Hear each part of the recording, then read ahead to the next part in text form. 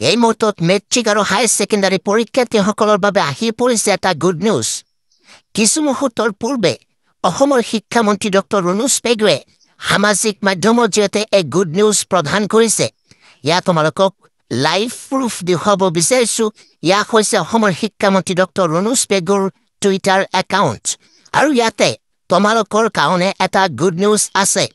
অসমৰ শিক্ষামন্ত্ৰী ডক্টৰ ৰণোজ পেগুৱে টুইটাৰত লিখিছে, The Assam State School Education Board in short ASEB will hold the ASES Final Examination 2026 in February-March 2026. অৰ্থাৎ ইয়াতে কোৱা হৈছে যে Assam state school education board অৰ্থাৎ ASEB ASES Final Examination 2026 ফেব্ৰুৱাৰী আৰু মাৰ্চ মাহত অনুষ্ঠিত কৰিব। অৰ্থাৎ তোমালোকৰ যি 2026 বৰ্ষত মেট্ৰিক আৰু হায়াৰ ছেকেণ্ডাৰী চূড়ান্ত পৰীক্ষা অনুষ্ঠিত হ'ব, সেই পৰীক্ষা ফেব্ৰুৱাৰী মাহত আৰম্ভ হ'ব আৰু মাৰ্চ মাহত শেষ হ'ব।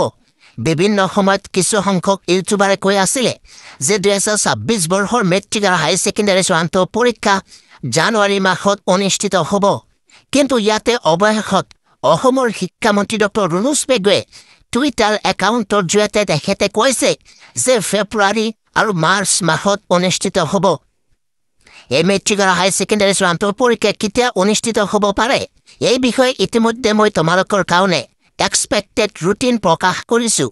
এতিয়ালৈকে তোমালোকে যদি চোৱা নাই তেতিয়াহ'লে চাই ল'বা, লিংক এইটো ভিডিঅ'ৰ ডিছক্ৰিপশ্যনত দিয়া আছে।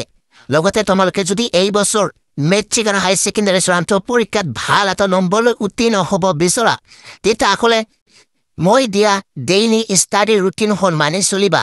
আৰু আজিৰ পৰাই যদি তোমালোকে এই ডেইলি ষ্টাডি ৰুটিনখন মানি চলিব পাৰা, তেতিয়াহ'লে মেট্ৰিক আৰু হায়াৰ ছেকেণ্ডাৰী চূড়ান্ত পৰীক্ষাত 80-90% নম্বৰলৈ উত্তীৰ্ণ হ'ব পাৰিবা।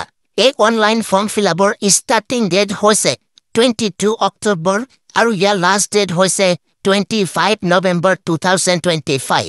আৰু একেবাৰে শেষত শিক্ষামন্ত্ৰীগৰাকীয়ে কৈছে, All institutions must ensure no eligible student is left out of the process. অৰ্থাৎ এই অনলাইন ফৰ্ম ফিল-আপৰ পৰা যাতে ইলিজিবল ষ্টুডেণ্টসকল বঞ্চিত নহয়, তাৰ বাবে প্ৰত্যেকখন ইনষ্টিটিউশ্যনে এনচিয়ৰ হ'ব লাগিব। ইয়াক হৈছে অসমৰ শিক্ষামন্ত্ৰী ডক্টৰ ৰণোজ পেগুৰ টুইট। তেখেতে টুইট কৰি তোমালোকৰ কাৰণে এই গুড নিউজ দিছে। এতিয়াৰ পৰা তোমালোকে ভাবি থাকিব নালাগে। শিক্ষামন্ত্ৰীগৰাকীয়ে স্পষ্ট কৰি দিলে যে তোমালোকৰ এই পৰীক্ষা ফেব্ৰুৱাৰী মাহতেই অনুষ্ঠিত হ'ব।